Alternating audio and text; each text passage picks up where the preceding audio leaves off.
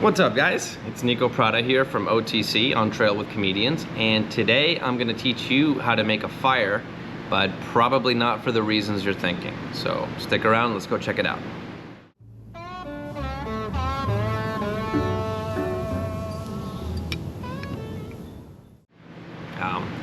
So I don't consider myself an expert on any of this outdoorsy stuff by any means, but I do know how to make a damn good fire.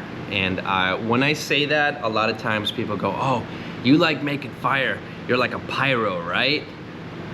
Wrong. Very, very wrong, okay? I love a good fire, and by that I mean that I like a good, organized, efficient, trash-free, responsible fire. That's not some disclaimer that YouTube is making me say. That's actually how I truly believe that you should follow your local fire ordinances, right? They're not just some silly rules there to ruin your day. They are well thought out and useful guidelines to prevent some dickhead from burning everything to the ground and ruining it for all the animals, us humans included.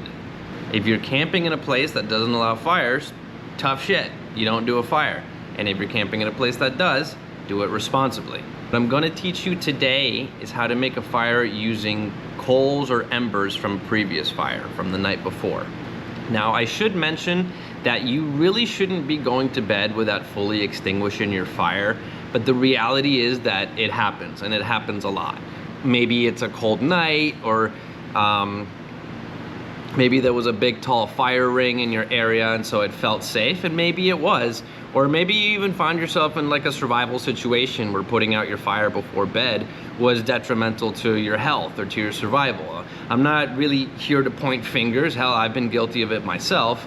But understanding how this process works can actually be really helpful in exercising fire safety. So what you're gonna wanna do is find yourself a good, like a fire stick, like a fire poker. Something that you can poke around in the fire pit without it breaking easily, and something that's long enough that you're not gonna burn your hands. You use that to basically dust off all the ashes that are protecting the embers, and try to find a piece that is about a thumbnail or bigger, and check that it glows orange when you blow on it. Once you have that, you'll wanna scoop it onto a tinder bundle. Something kind of like this. You can hold it in your hands, or you can make one and put it in the fire pit. And you'll wanna get the ember onto here, or you can either scoop it, or sometimes I like to take twigs and use chopsticks. I'm using a rock to demonstrate. You can put it right on your tinder bundle. Then you wanna cover it up with a little bit more tinder, enough so that it's covered, but not that it's smothered, because you still want air to flow, because that's what's gonna complete our fire triangle and get us the flame that we want.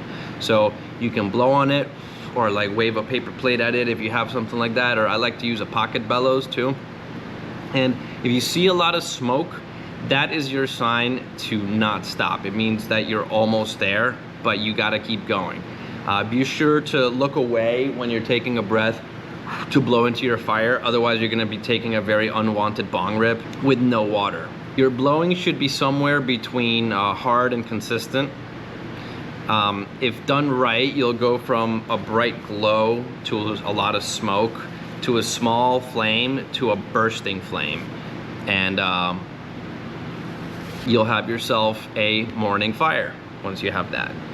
Now, I'm sure you're thinking, okay, that's great, but what does this have to do with fire safety? You're preaching about being responsible, and then you go and teach us to do something that we're not supposed to do. How could you?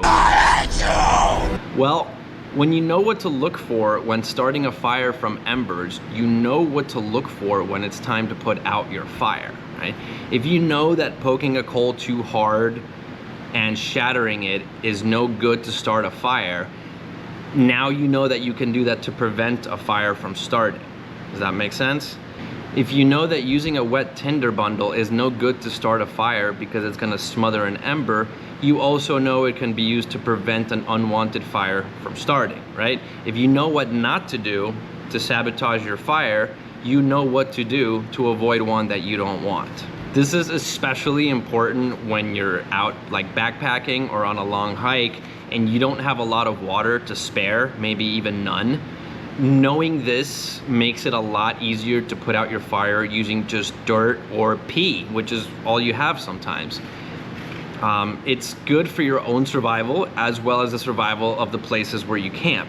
It's an important skill to have that when used properly can be used for good instead of evil. Kind of like crowd work. Thanks for watching. Thanks so much for watching. I hope you had as much fun as I did. If you want to help the channel grow, you can subscribe or like, or hit the notification bell, or leave a comment down below. I'll try my best to answer, so long as you're swinging above the belt. If you really want to help, you want to help me feed my guests and pay my bills, I will put links to my Venmo and Cashapp and Patreon down below. If you like my guests, I will also put tags to their social media in the description. Always remember that here at OTC, we encourage our viewers to respectfully and responsibly enjoy the outdoors, know your local ordinances, abide by leave no trace principles, learn something cool, and I'll see you on the next hike.